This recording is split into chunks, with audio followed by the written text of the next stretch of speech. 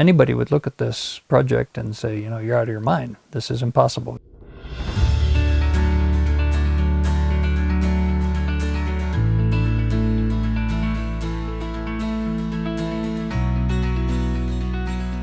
I'm Jeff Whitesell, and we are in Valle, Arizona, which is literally in the middle of nowhere, in the Plains of Fame Air Museum, which is a very little-known facility here, about 40 miles north of Williams, Arizona. The museum's been closed for a couple of years for a combination of effects, the most popular version, of course, being the virus. I talked to my friend Steve Hinton, who I've known for 40 years, and he expressed an interest in getting the A-26 flying again. And of course, I brought the Martin 404 here back in 2008 and donated it.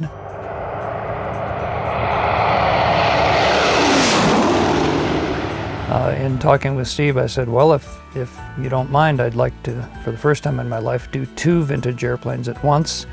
I'll do the A-26 and the Martin at the same time. The idea came up of putting this Martin 404 airliner back into operation. And then now the museum wants this A-26 up and flying.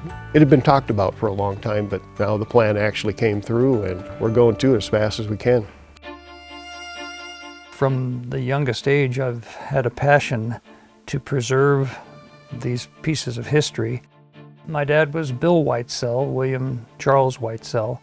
He was born in the Depression years, had a passion for flying from the time he was very young. That, of course, was interrupted somewhat by World War II. He had a private pilot's license when the war broke out, and he immediately enlisted like so many of our young men did. After the war, he came back and continued his passion for flying as best he could. It was difficult, but he ferried single-engine airplanes from San Diego down to South America, and on one of those trips, he got lucky. He rode back on Pan American and got shooting the breeze with a captain who happened to be the chief pilot.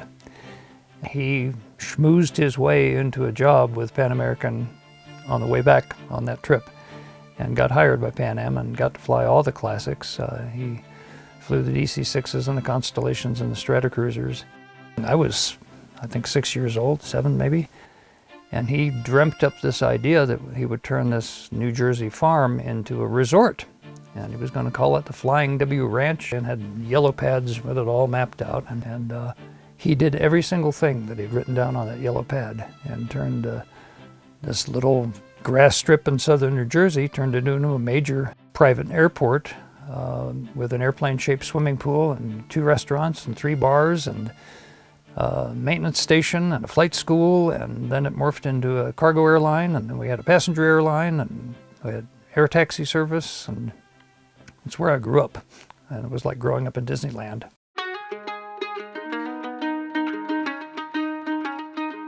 You can never do it single-handed. Most of the tasks, especially with a big airplane, it takes at least 2 people, and you've heard me say that 2 can do the work of 4, and if we have 3, I'll do even more. The biggest trick to working on the big airplanes is to orchestrate things so you have all the parts and all the tools and all the cranes and slings and equipment. If you do that ahead of time, the tasks become somewhat less onerous, although when I tell you the story about taking the tail off this airplane, you'll see otherwise. Getting it moved into the hangar was definitely quite a task. And then we had a nice windstorm and it blew an access cover off one night. And when we got up there to put the cover back on, massive corrosion. I'm standing next to the vertical stabilizer of the Martin 404.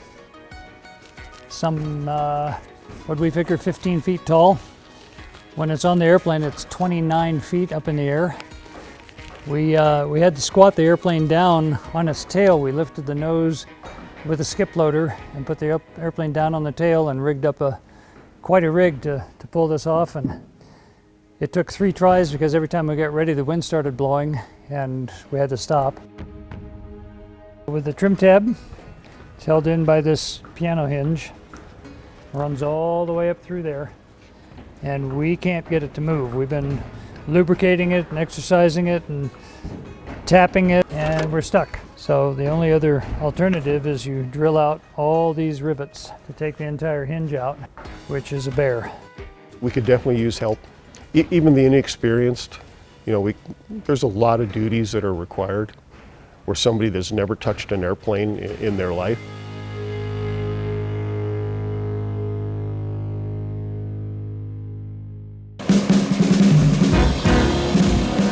The DC-3 was the backbone of the airline industry, but the technology of World War II proved that we can go faster and fly higher and carry more. And Glenn L. Martin was a genius designer and wanted to build the iconic replacement for the DC-3. Came up with the Martin 404 design. It actually started as the 202. They developed the 404, which we're sitting in, with improvements. It was pressurized and air-conditioned. It was faster, bigger engines. And immediately, airlines put in orders for over 100 of them, which in those days was a lot. And they started producing the airplanes. My dad and I built professional air transport in Philadelphia. My dad kept talking about the Martin 404, which he was so fond of. His first captain check ride was in the 404. Found an airplane for sale in Houston, and we went down to look at it, and we were astonished when we saw the interior. It's the very interior we're sitting in right now, and immediately realized that this airplane in the northeast sector there, Philadelphia, would be a big hit with the businessmen, and that proved to be very true. I think we purchased the airplane, I think it was 1970. We flew it a lot. Would typically get a call from Cousin Tom saying, we want to go tarpon fishing.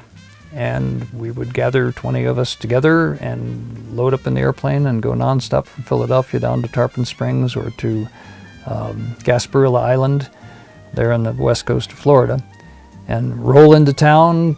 It was a pretty big deal just showing up at the airport. And of course, without question, within a day or two, the whole town knew that we were those crazy people from Philadelphia that were there to go fishing.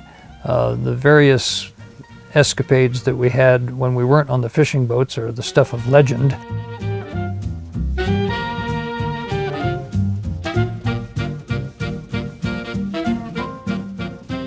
I've never worked on an airliner in my life, and especially one with a history like this aircraft.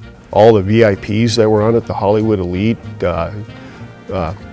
different people like Howard Cosell and Muhammad Ali. I mean, that's just fantastic, and the beautiful executive interior.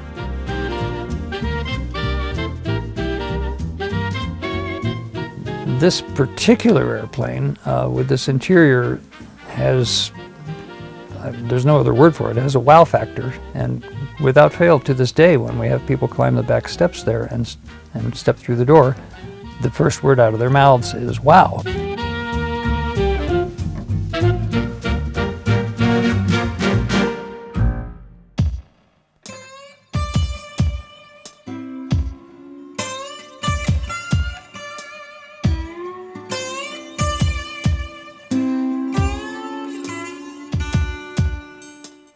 We discovered in the initial inspection, I wanted to try to fire up the APU to put the electricity on the buses, but before doing so I climbed up in there and took a peek inside the fire shroud. We have a APU in the airplane that has a stainless steel fire shroud, and lo and behold, it was full of branches and brambles and briars, and apparently an owl or raven or hawk or eagle or somebody moved in through this little bitty hole right here, which I taped over, and built a condominium for birds.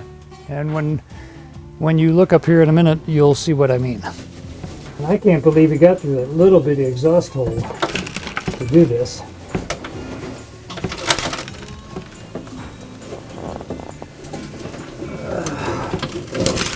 You can't tell me I didn't hand you a load of shit.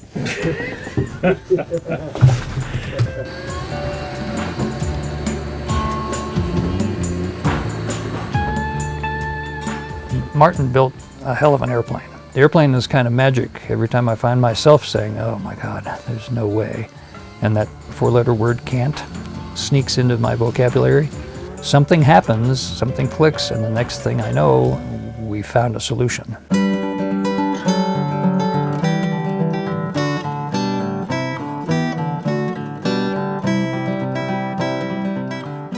I mean, just take a look at what your passion is, and you know, just the joy of getting this stuff back in the air. You know, even if you're going to take a ride on it after it's actually flying, or be there just to celebrate its first takeoff again after many years, to come out and help us, you know, get things back going.